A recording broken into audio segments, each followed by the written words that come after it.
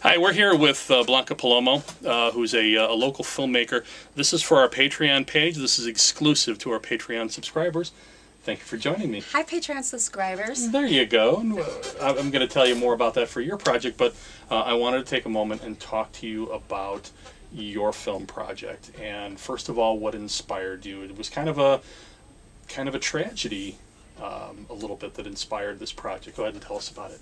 So when my daughter was in preschool, she used to tell me that no one liked her, but there was a field trip one day, so I was in her classroom, and I told her to go play with the other girls, and she didn't want to, and then she walked over to the table where the girls were sitting, and they said in front of me, I told you can't play with us, only white girls can play with us. So that's what had been bothering her, and then my daughter went through an identity crisis at that age. She didn't.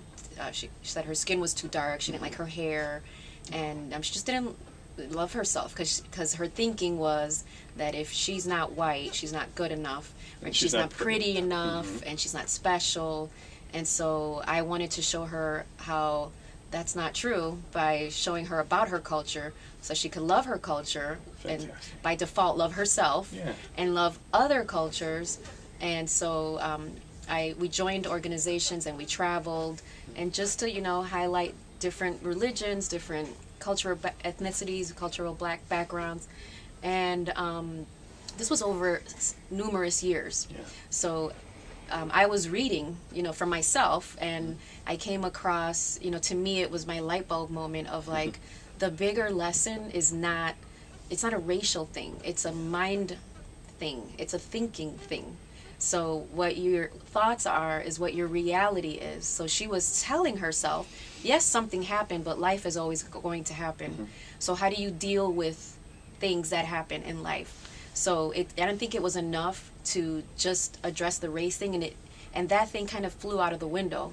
It was more about, what am I feeling? What am I thinking? What am I telling myself? Is this true? And when a way to answer those questions is by being present, which is what's really happening for real right now versus what my mind is telling me. And so that's very comprehensive for children, because again, she was 4. But I think, that blew me away, and I wish I learned that as a child. So I thought, this is the message of the film. Did you face that as a child? I did. I did have experiences with racism. Okay. Not specifically with what she did, and mine was more when I was older, actually. But it's not just about race. It's like anything. Your weight, you're not good enough. Anything. You can tell yourself it's a horrible day. That people use against you and to make you to either leave you out of a group or just to make you feel worse about yourself. By trade, you're a nurse. Yes. Correct? Yes. So this is really stepping outside of yourself. This is really kind of a bold thing to say, okay, I'm going to do a film, or I'm going to do films. Where did that decision come from? You could have just said, let's go to the bookstore or the library, and we'll find books about this, or we'll just have a nice heart to heart, and I'll buy you pizza, and that's. But this became a larger educational experience. For sure. Not just for your daughter, but that you wanted to communicate to other children as well. Yes, that is the biggest question, because again, our thinking. So rewinding, could I have gone to the bookstore? Could I have bought a video? I bought all educational videos. I didn't even like media, so I didn't even let my daughter watch television or anything till a certain age. And then when I was looking for something, it was so not, to me, I call it lollipop. It wasn't really doing anything that you could really do with art. Okay. So there really wasn't, and that's why I said, well, we're going to make our own movie, and you're going to be in it. And as I was interviewing, asking parents, can I film your celebration, your Ramadan celebration? Can I attend this church? It was all Vietnamese children and us. Wow. It's a Buddhist temple, and doing that, I'm losing my train of thought. No, that's fine because I wanted to ask you where the project is now, because I think one lesson from this project is you stepped into something that is not easy to do. It's complex. It involves a lot. It's technical. It's coming back now. Awesome. Okay, so with me wanting to show her these things, but the thinking, even me as an adult, who am I to do this? I'm just a nurse. I didn't go to school for this. I'm just a mom. But my daughter's not progressing. She's not transcending what I know. If she doesn't, she's not going to do well. She won't be healthy. So it's like, okay, I have to do this because there's nothing else that's working. It wasn't conversations that was going to do it. So like literally picking her up, we are going to Cuba.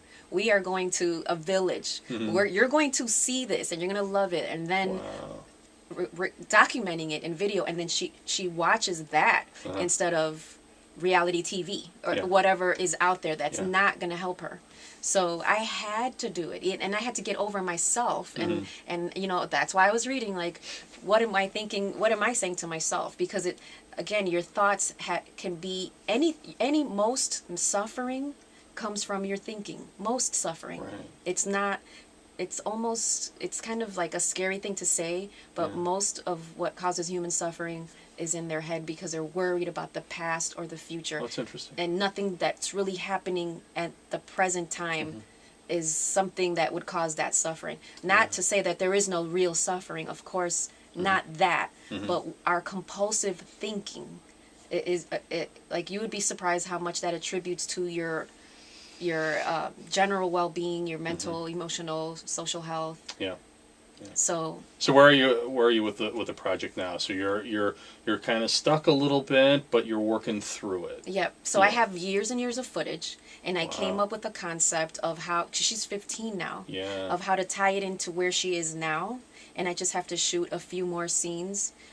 So the writing, it was like hard to tie it into today because there's a lot of years of footage of things that she did and how she grew, but I just have to shoot a few more scenes and then the pilot episode will be done. I did finish writing it, so I just need to find a producer and a team to work with so we can finish these last couple shots and then put the whole thing together.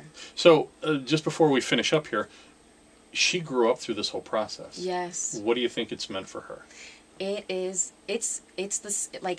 was our journey together. So the same thing it meant for her, it meant because we both learned the same lesson. And she says, like, when something happens, she'll say what happened at school or with her friends, and she'll say that's children of color, and I know that means like I'm applying what I learned doing children of color to this situation, and I can transcend it and it won't affect me. Whereas in the past, I maybe would have cried about it or been sad about it for months, or what we do to ourselves. But she just said, that's children of color. I got that. And she's lucky to have a great mom. Oh my God, thank you. I'm lucky to have her. She changed my whole life. That's awesome. I want to thank you, Blanca Palomo, for joining us. This is our Patreon Plus. This is just exclusive for our Patreon listeners. People can find more at patreon.com, but if they're watching this or a subscriber, they're already there. So there you go, and we'll tell you more about Patreon because I think it'd be a great help for your project as well. I appreciate you so much. Yeah, and anybody who's watching this,